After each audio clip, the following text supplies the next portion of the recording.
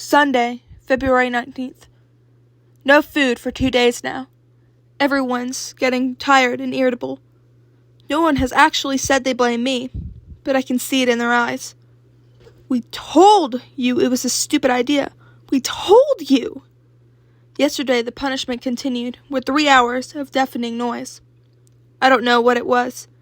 Some kind of abominable music, thunderous drums, horrible screeching sounds, wailing voices. God, it was awful. And so unbelievably loud. There was nothing we could do. We all just lay down on our beds with sheets and clothing wrapped around our heads, our hands clamped tightly to our ears, for 3 infernal hours. Indescribable. When it finally stopped, the silence shrieked with pain. Monday, February 20th. 4 hours of sweltering heat, followed by 4 hours of Arctic chill. Then the heat again. Then the cold. The heat, the cold, more skull-bursting noise. Still nothing to eat. All you can do is live it. Live through it. Retreat inside your head. Try to switch it off. And wait it out. Nothing lasts forever. You can take it. Take it. Take it. Tuesday, February 21st. At last. The temperature is back to normal, and we've got food again. Food. Tons of it. When the lift came down this morning, it was piled high with all kinds of stuff. Meat, bread, vegetables, fruit, chocolate. I've never seen anything so delicious in my life. Food! Russell advised us to eat sparingly at first. He said if we ate too much on an empty stomach, we'd get cramps. We all listened to him, nodding our heads and drooling, and then we all just piled in and gorged ourselves like starving animals. It was like one of those Roman banquets you see in films. Bits of fruit and meat flying all over the place, everyone chomping and chewing and munching and dribbling and burping. God, it felt good. Now I'm laying on my bed drinking tea and grinning at the pain in my belly. It's good pain. Good and full. Just to make it feel even better, I'm trying to remember how it felt to be hungry. It's impossible, though. I know it felt bad, but I can't seem to dredge up the actual feeling of it. Hold on. Maybe Russell was right about the cramps. I'm starting to feel something. Like, no, it's not cramps. Something else. It's coming up all over, all through, like electric, like a warm away, gone away, warm and weightless. I think it's perfect. Hot and thirstless, I've never needed anything. Nothing is wrong. The walls are framed in tattered gold. The garden, you're back in the garden again. Never went away. Yes, here you are, whipping your bamboo cane at the hedge and shaking the summer tears from your head. Forget it. Forget what? Just do what you want. Go down to the washing line pole, go down, go round and round the washing line pole, round and round and round and round. Are it all against the whirling sky. See it all, the window house, the roof, the sun, the pigeon trees, the sky, the fence, the pyramid sky, the window house where tigers waited, the roof, the sun, the pigeon trees. Hoo-hoo. Just look at the sunborn sky, the hedge, the rows of thorns, rhinoceros horns, the whirling sky where blackbirds soar, the window house, the roof, the sun, the big green trees, the fence, the gate, the whirling sky. Now we're clear, doing this, counting the animals in your animal book. Count the animals.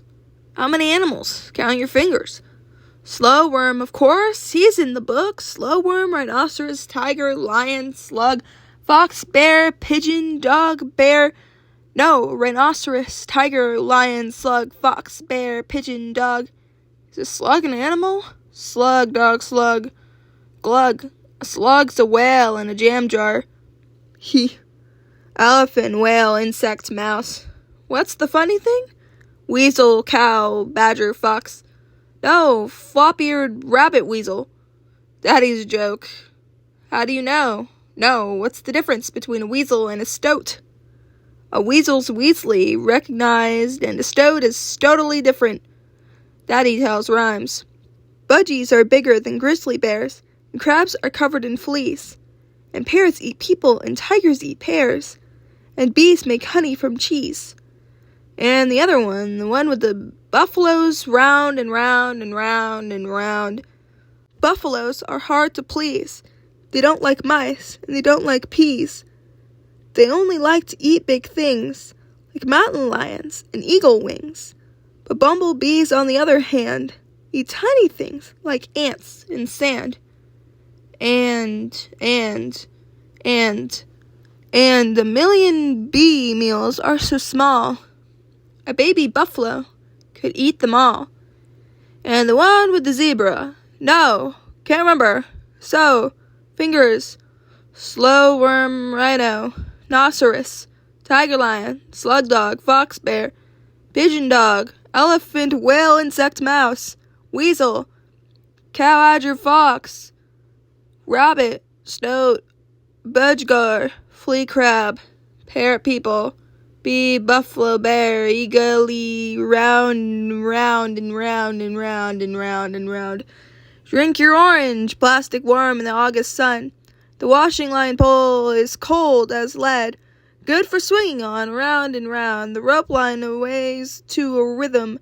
Tink of tin knot collar, tink of tin knot collar, tink of tink knot collar. How many animals, including people? We're all animals. How many animals? 27? Enough for now. Slow worm equals 28. Zebra equals 29. Foxies equals 28. Stop. This is where you are. Here, sitting on the green grass in the whirling garden, chewing on a stick, drained and dazed, staring at the wall. There's only me. Me. Still here, mister. The sun still moves in the sky. Doesn't matter what time it is. A day lasts forever. Let's go. The garden path leads up to the Rockery Mountains, where the stones are waiting for you to set light to a petrol-soaked Spider-Man with a banger in his spider shirt, or to take him to the Badlands where spiders hunch in web-hung caves, their bulbous backs crossed like donkey gripped tight in 8 black feet. Donkeys and Mexicans, German soldiers, Sergeant Fury, maybe a mouse, a grizzly bear, or Billy the Kid, Billy the Magic Man trapped in a cave with a donkey spider. Spider spins him up in a silk and hangs him on a hook, and Billy waves his magic hand and taps his magic book, and says, I am not afraid to die like a man, but the burning fuse of the banger melts his pretty face, and when it blows a hole in his plastic heart. Ah! See, all these small places are made for cowboys and Indians to wait in ambush, or to fight or to fall to their deaths, or covered in honey jam, wait for the ants to come, and all these small places are known unto you. So Hong Kong Robocop gets it in the neck. Ah! These stones aren't fixed. The middle and bottom ones are set, but the top ones wobbled and lift when no one's looking, like now. You can raise the roof on the sky of another world and let there be light. In flattened mud the color of chocolate, understone animals panic in the sun. Woodlice scatter, worms wriggle and squirm, muscle red, yellow, white, like milk sick centipedes. A coughed-up slug, the hard brown coil of a millipede, poke it with a stick. A long, thin beetle specked with green skittles, to hole where it bows its head and ticks to the right, then shudders, and turns and dicks to the left, going back in time.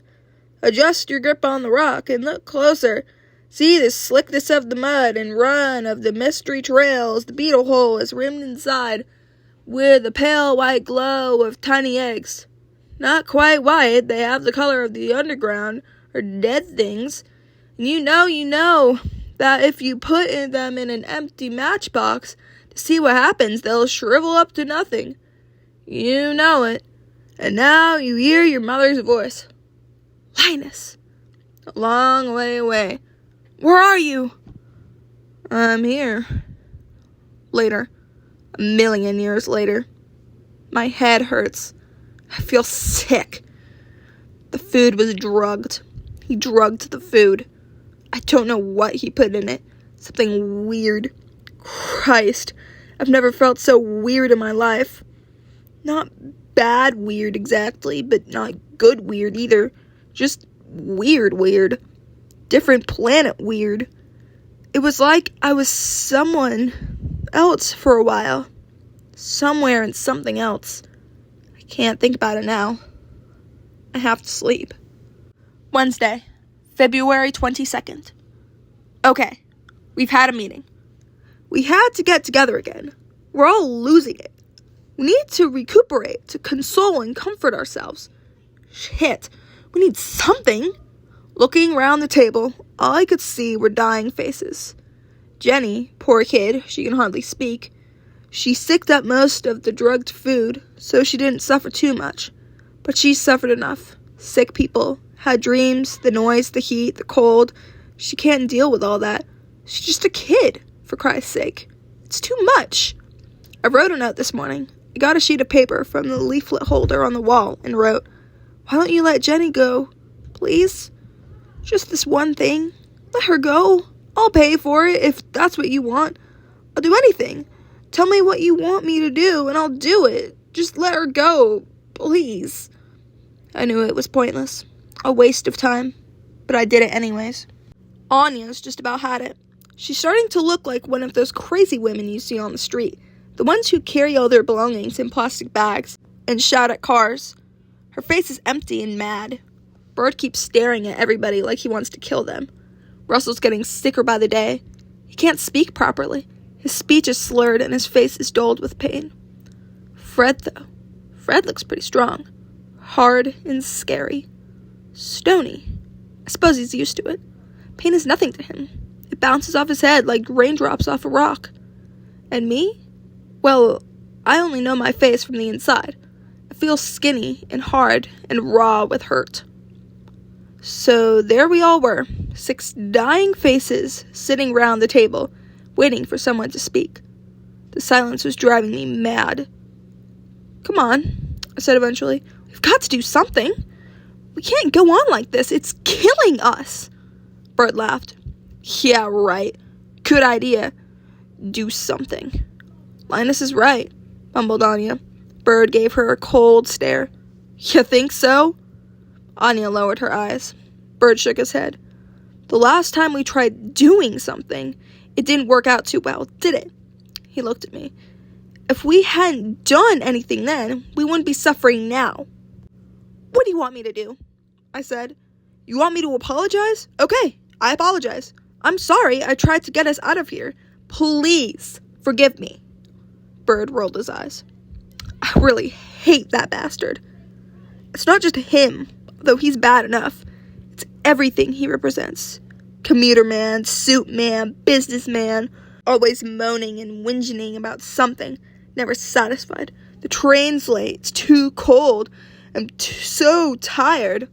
They're all the same, like full-grown babies in suits, toys in their briefcases, trains instead of bikes, wives instead of mothers, beer instead of milk. You know what I mean? It's like they've grown up into nothing more than twisted children. They've taken their childhood, taken all the nice stuff, and turned it into crap. It really annoys me. I don't know why. It just does. People like Bird. I see them every day. I used to see them every day when I was busking around the station. I used to see the way they looked at me, like I was nothing, a piece of shit. I used to think I could buy you.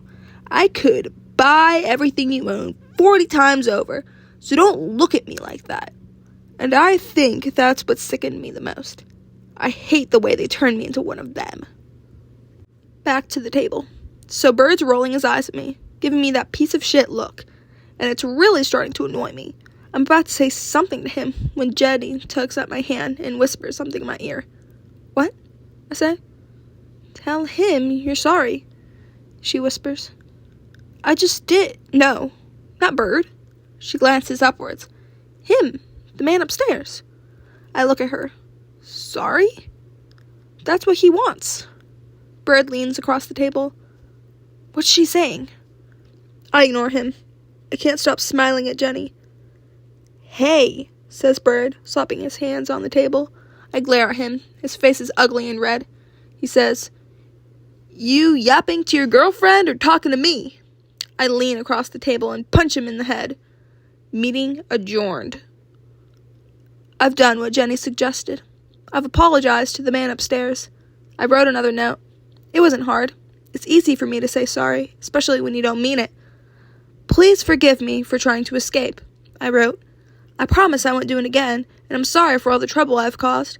I realize it was a selfish thing to do. I'm genuinely sorry. Please don't punish us anymore. Linus. I put the note with the shopping list and placed it in the lift. I felt like a little kid sending a note to Santa. He doesn't believe in Santa, this little kid. But what harm can it do? What's he got to lose? Note to the man upstairs. If you are reading this, please ignore the bit about not meaning it when I said I was sorry.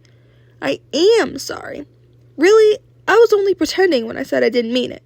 I was just showing off. Trying to act tough, okay? Of course, if you're not reading this,